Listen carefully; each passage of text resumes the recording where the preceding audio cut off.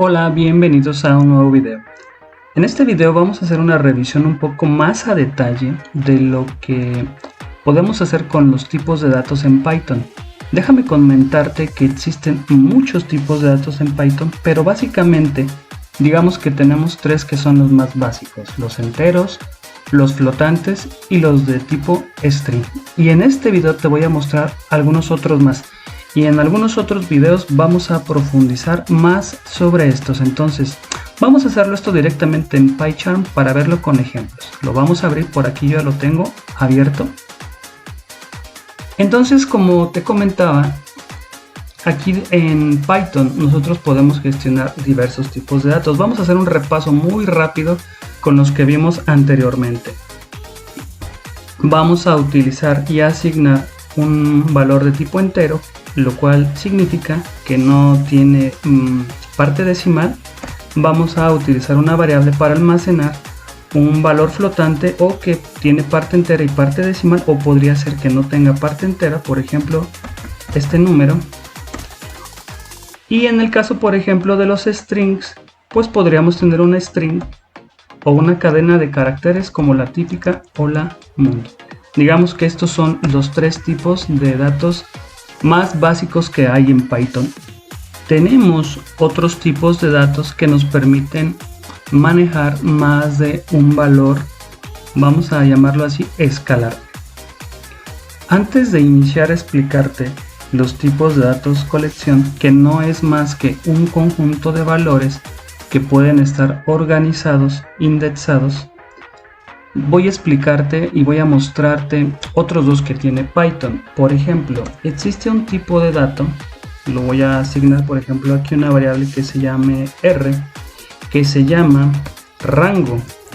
Rango o range es un tipo de dato que nos permite generar una lista de números donde vamos a indicar un valor, digamos, numérico como parámetro, y los números que se van a generar en ese rango van a ser del 0 al número que le indicamos aquí. En este caso, rango nos va a generar valores del 0 al 6.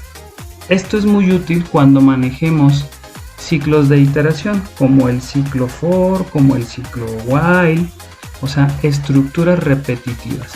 Otro tipo de datos que tiene Python es el booleano.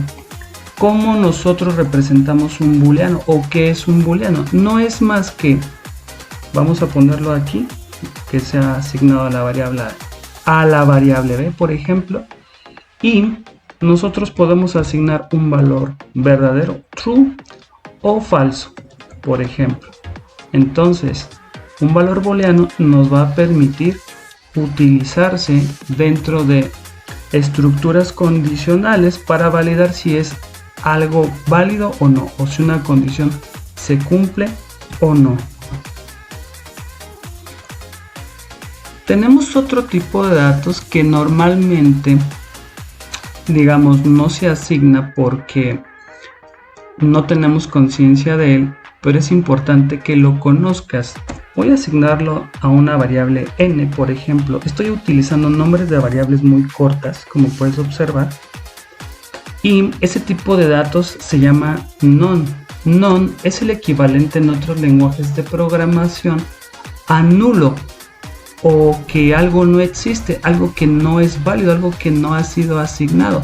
Entonces, este tipo de dato es utilizado o se produce cuando algo no está correctamente referenciado o cuando no se ha asignado nada, ningún valor o alguna variable. Entonces, como podrás observar, tenemos los tipos de datos enteros, flotantes, de tipo string, el rango para una lista de valores numéricos, el booleano para indicar si algo es verdadero o falso, y el tipo de datos none. Bueno, posterior a esos tenemos, digamos, algunos otros tipos de datos que nos van a permitir manejar colecciones de valores. Dentro de esta clasificación existen también algunos que son más comunes que otros. Los primeros son las listas. ¿Cómo se define una lista en Python? ¿Y qué es una lista? Una lista es un conjunto de valores que se definen entre llaves cuadradas que están indexados, que se pueden modificar y que de alguna manera a través de ese índice que tienen asignados están ordenados. ¿Cómo se define esto en Python? Pues de la siguiente manera. Por ejemplo, voy a definir la variable L y voy a definir una lista de enteros. Por ejemplo, 1, 2, 3, 4, 5. Pero las listas, a diferencia de otras estructuras de datos, pueden almacenar cualquier tipo de dato. Por ejemplo, strings, flotantes o inclusive booleanos. Tenemos otro tipo de datos que es muy común en Python y es similar a las listas. Esta colección o esta estructura de datos se llaman los tuples. Lo voy a definir, por ejemplo, aquí y lo voy a asignar a una variable que se llame t. Y a diferencia de las listas, estos se definen entre paréntesis. ¿Qué diferencia tiene con las listas? Bueno, también es un conjunto ordenado, es decir, cada elemento que yo ingrese dentro de un tuple va a tener un índice, llevan un orden, pero a diferencia de las listas, los tuples no pueden ser modificados. Y también puedo poner cualquier tipo de dato. Por ejemplo, puedo poner strings, van separados por comas, puedo poner números, puedo poner flotantes, puedo poner otra string, etcétera. Inclusive puedo poner otra lista. Aquí lo que voy a hacer es que esa variable L la voy a poner, que es una lista, como otro elemento de los tuples. Más adelante te voy a explicar cómo se gestionan cada uno de estos elementos. El siguiente tipo de datos que te voy a mostrar son los diccionarios. Los diccionarios es una colección que está organizada en llaves y valores. Cada elemento del diccionario es un par de una llave con un valor. Por ejemplo, voy a asignarlo aquí a la variable d para que veas cómo se generan. Y los diccionarios se generan de la siguiente manera. Se hacen con llaves, pero como te acabo de comentar, cada elemento del diccionario es una relación de una llave con un valor. Las llaves se definen entre comillas. Por ejemplo, llave 1, vamos a ponerla como nombre, y el valor que corresponde a esa llave va a ser un valor. Por ejemplo, en este caso, un string. El siguiente elemento del diccionario se tiene que separar por comas y debe de ser una llave. Por ejemplo, apellido. Se cierran las comillas porque las llaves deben ir entre comillas. Se ponen dos puntos para indicar cuál es el valor que le corresponde a esa llave y se indica ese valor. Entonces, como puedes observar, los diccionarios es una estructura un poco más compleja que nos permite asociar llaves con valores. Ahora, la siguiente estructura, para terminar con este video, de las más comunes, se llaman los conjuntos o sets. Y también los sets, lo voy a definir aquí con una variable s, son muy similares a las anteriores, solo que estos, aparte de que no se pueden modificar, no permiten duplicados. Los otros tipos de datos sí permiten duplicados, este no. Por ejemplo, vamos a definir un conjunto de números o de palabras, puede ser. ¿Cómo se define un set? También con llaves, pero en este caso, a diferencia de los diccionarios, no se indica una clave.